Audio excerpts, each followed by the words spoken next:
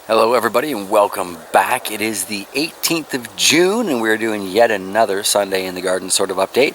Although today, instead of really an update, I think we're going to just kind of look at a couple of the different things that I'm doing to grow these assorted plants around here, because as most of you know, it's a learning adventure for me, and well, it's always going to be a learning adventure for me. Once I figure something out, I'm going to try something different.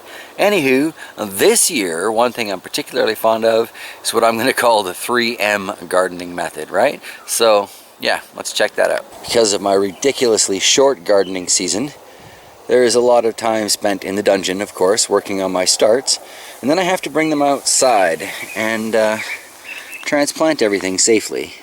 This is where the 3Ms come in, because what I tend to do here is I build a nice mound around the base of everything. Can't really see it very well right now, but then I follow it up with a moat, so that when it does rain, all the water kind of funnels in to around the plant, but not actually drowning out the roots of the plant. And then after that, we get our third M, which is the mulching. There are a lot of people that have expressed concern that putting the fresh lawn clippings on here like I do is stealing nutrients from my plants, and that may or may not be the case. I'm not really going to argue that one way or the other. However, it definitely helps to keep the water from, being evaporated by everything else when we do get our warmer days, and it is absolutely helping when it comes to weed suppression. I think I see, well, there's a dandelion there that I might not have pulled out completely, some back there, and of course I still haven't even finished up that section for transplants yet. I got room for 10 more peppers in there. But for the most part, the mounding, moating, and mulching seems to have resulted in some great survival rates for my transplants this year. And the things I did this to last year also seemed to do a lot better than everything I just kind of plunked in, flattened the ground, and carried on. So, yes, I definitely will be keeping with the 3M transplanting method.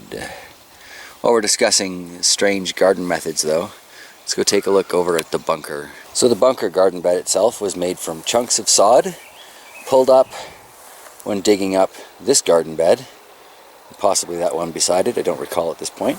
But this is its second year, and as you can see, the grass from those chunks of sod has kept on growing. Definitely needs to be cut down. But inside it all is really just a very little bit of soil. This year I've got a bag of compost, and the rest of it has been things like lawn clippings, last year's corn stalks, you can see plenty of those kicking around, and basically just garden waste.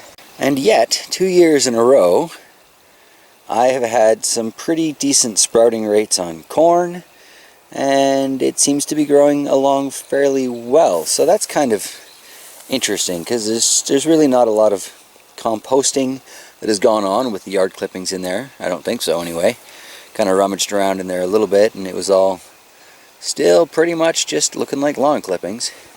But as you can see, all of these little clumps here are bits of corn that I put in this year.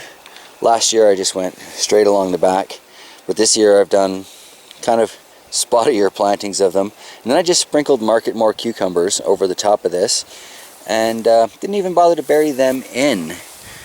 And as we can see over here, there are some of those that have already started to sprout.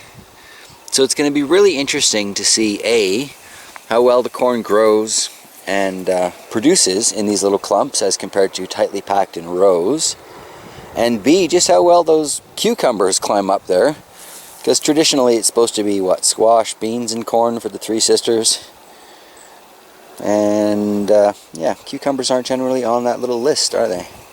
But corn's growing, so yeah, it'll be interesting.